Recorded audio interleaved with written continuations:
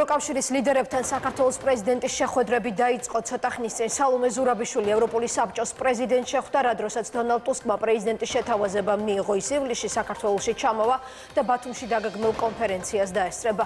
ეს არის ახლად არჩეული პრეზიდენტის პირველი ოფიციალური ვიზიტი ბრიუსელში, რის გამოც ინტერესი განსაკუთრებით მაღალია. 2019 წელი საქართველოს ევროკავშირის ურთიერთობაშიც გამორჩეული წელია, რადგან აღმოსავლეთ პარტნიორობის პროგრამის შექმნის 10 წლის თავი აღინიშნება. ევროინტეგრაციის პერსპექტივებზე პრეზიდენტმა უკვე ისაუბრა ევროკომისარ იოჰანეს ჰანისთან და ევროპარლამენტარებთან, ასევე ყურადღება გამახვილდა რუსული ოკუპაციის შედეგებზე და ოკუპირებულ ტერიტორიებზე ბოლო დღეებში შექმნილ მძიმე ვითარებაზე. ქეთი ქარდავა განაგრძობს ახლა საუბარს ბრიუსელიდან. საქართველოს პრეზიდენტის პირველი განცხადებები ევროპულ საბჭოში, პირველი შეხვედრა დონალდ ტუსკთან და პირველი ახალი ამბავი იმის შესახებ, რომ ევროპული საბჭოს პრეზიდენტი რამდენიმე თვეში, კერძოდ ივლისში ეწევა საქართველოს ბათუმს და მიიღებს კონფერენციაში მონაწილეობას, რომელიც მიეძღვნება აღმოსავლეთ პარტნიორობის ინიციატივის 10 წლის იუბილეს, როგორც ბრიუსელში ითქვა, ეს იქნება საუკეთესო საშუალება იმისათვის, რომ საქართველოს აღმოსავლეთ პარტნიორობის ინიციატივის მოწინავე ქვეყანამ პარტნიორებთან ერთად განიხილოს და გაანალიზოს ის გზა, რომელიც ჩვენ ერთად გავიარეთ და დაისახოს ახალი მიზნები, გადაიდგას ახალი ნაბიჯები იმისათვის, რომ გარანტირებული იყოს საქართველოს ევროპული პერსპექტივა. ევროპულ პერსპექტივაზე და ევროპულ არჩევანზე დღეს გაამახვილა ყურადღება საქართველოს პრეზიდენტმა დონალდ ტუსკთან გამართულ პრესკონფერენციაზე. სალომე ზურაბიშვილმა განაცხადა, რომ ევროპის მიმართ ერთგულება და დამოკიდებულება ქართველი ხალხის გამოჩნდა საპრეზიდენტო არჩევნებზეც. ის ამბობს, რომ ამიერიდან ძალიან ხშირი სტუმარი იქნება ბრიუსელის, იქნება მუდმივი კონტაქტი და კონსულტაციები პარტნიორებთან ყველა იმ საკითხზე, რომელიც აუცილებელია იმისათვის, რომ საქართველოს დაუახლოვდეს მიზანს და გახდეს ორგანიზაციის წევრი.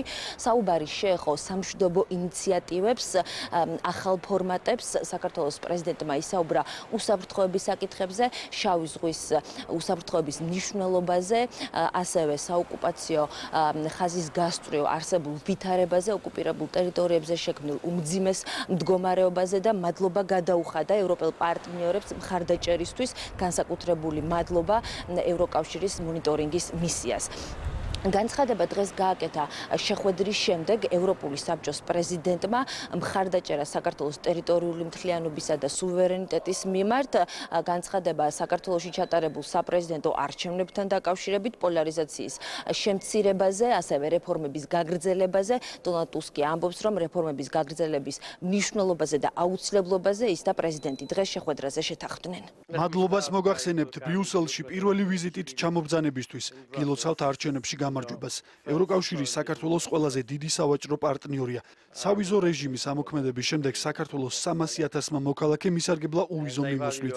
შეხვედრაზე მე დავაფიქსირე ევროკავშირის მზადყოფნა თანამშრომლობის გაძლიერების, ასოცირების ხელშეკრულების ჩარჩოში. შეთანხმება მოიტანა მნიშვნელოვანი სარგებელი ჩვენი მოქალაქეებისთვის და აქვს პოტენციალი გააძლიეროს სოციალურ-ეკონომიკური და ინსტიტუციონალური მდგრადობა. მე და პრეზიდენტი შევთანხმდით კანონის უზენაესობის და მართლმსაჯულების სფეროში პროგრესის აუცილებლობაზე. 10 წელი გავიდა რუსეთ-საქართველოს შორის ომიდან. მე დავაფიქსირე ევროკავშირის უცვლელი მხარდაჭერა საქართველოს სუვერენიტეტის, ტერიტორიული მთლიანობის და კონფლიქტის გადაჭრის მცდელობის მიმართ. გასულ წელს საქართველომ წარმოადგინა სავაჭრო, საგანმანათლებლო და ჯანდაცვის თაობაზე ინიციატივა მათთვის, ვინც ცხოვრობს აფხაზეთში და სამხრეთ ოსეთში. ჩვენ მზად ვართ გავაგრძელოთ მათი დახმარება, ვინც დააზარალა კონფლიქტმა და ხელი შეუწყოთ დიალოგს. მინდა მადლობა გადაგიხადოთ პრეზიდენტ ტუსკ გოლდფილი მიღებისთვის.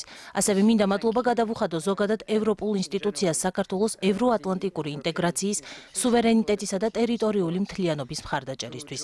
ეს არის საქართველოს ყველაზე პრიორიტეტული საკითხები გაწერილი ახალ კონსტიტუციაში, რომელიც ძალაში ჩემი არჩევის შემდეგ შევიდა.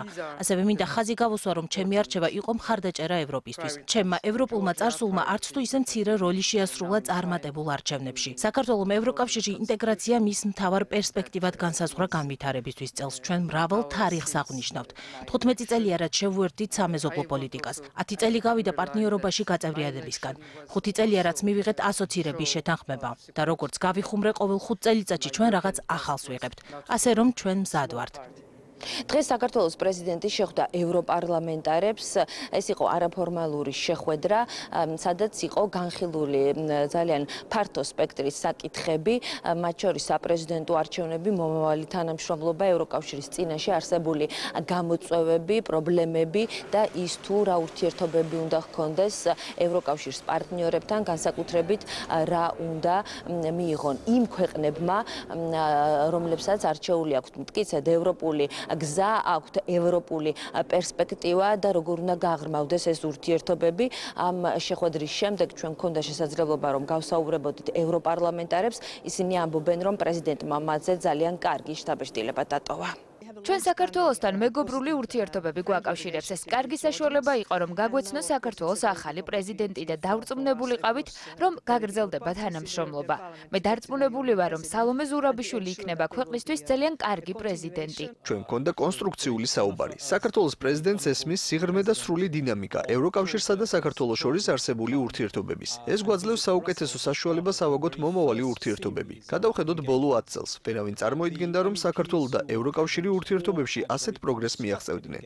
დღეს ყველა შეხვედრაზე, რომელიც გაიმართა ბრიუსელში, ევროპულ საბჭოში, ევროკომისიაში და ევროპარლამენტში, განსაკუთრებით ხაზი გაესვა იმ ვითარებას, რომელიც არის შექმნილი საოკუპაციო რეჟიმის მიერ ოკუპირებულ ტერიტორიებზე საოკუპაციო ხაზის გასწვრივ და განსაკუთრებით ბოლო გადაწყვეტილებას ეგრეთ წოდებული გამშვები პუნქტის დაკეტვის თაობაზე. ეს იყო ერთ-ერთი მთავარი საკითხი, მხარდაჭერის კონსოლიდაცია და საქართველოს საკითხის მუდმივად დღის წესრიგში ყოფნა. ზეწოლა რუსეთზე ასეთი არის ის განცხადებები, რომლებიც ამ თემაზე ჩვენ ბრიუსელში მოვისმინეთ დღეს. ამ თემაზე საუბარი გაგრძელდება უკვე ხვალ დღის მეორე ნახევარში. ნატოში საქართველოს პრეზიდენტს ნატოს გენერალური მდივანი იენს სტოლტენბერგი მიიღებს.